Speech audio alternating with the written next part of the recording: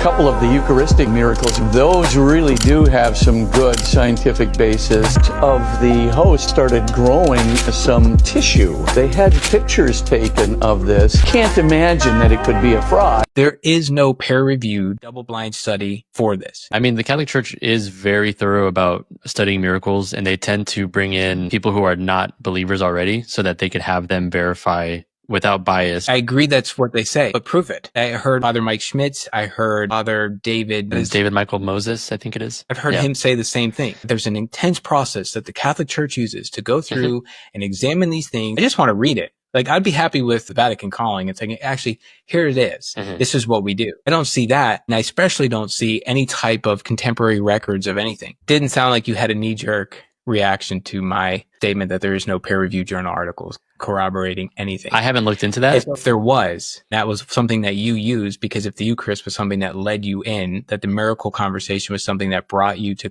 come to Catholicism, I would have thought that any person considering Catholicism would have looked for evidence. Sure. And when I talk to Catholics, they never support any kind of evidence to any of these events. If it was a legitimate miracle, if there's something here that needs to be verified, which the Catholic Church says that it's true. So if it's true, where's the shame in letting the scientists have their way with looking at it? Is the normal course of action in any scientific investigation is to write up the results for submission to a scientific journal so that the findings may be critically and constructively evaluated. Scientific transparency is important for the establishment of belief. We're stuck in a position here where we don't have science, let alone the Catholic Church says we do, but we don't. We don't have science, because you would think if the Eucharist was a miracle that was so powerful and it was so real, they would publish this on the Vatican. This would be forefront of everything. They should go out of their way to make this evidence being readily available. I read 3 journal articles that are peer-reviewed journal articles that show the opposite of what the Vatican declares. I'm all for studying things more thoroughly. If it's not a real miracle, I would want to know. It doesn't rule out, okay, well, why do these look like heart tissue? Why do these have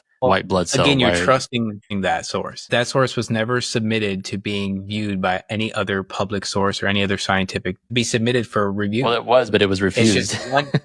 People refused to study it. That's the issue. So that disqualifies it for being evidence. In those studies, though, they never say that what they saw was a wafer to begin with. Could be literally somebody's flesh. To discount the contamination or lack of integrity with people doing things, be dishonest to how human beings work. That's why we have a scientific process. The Catholic Church has affirmed that these are scientifically proven. They don't share the scientific method used, and they don't subject them to having peer-reviewed anything.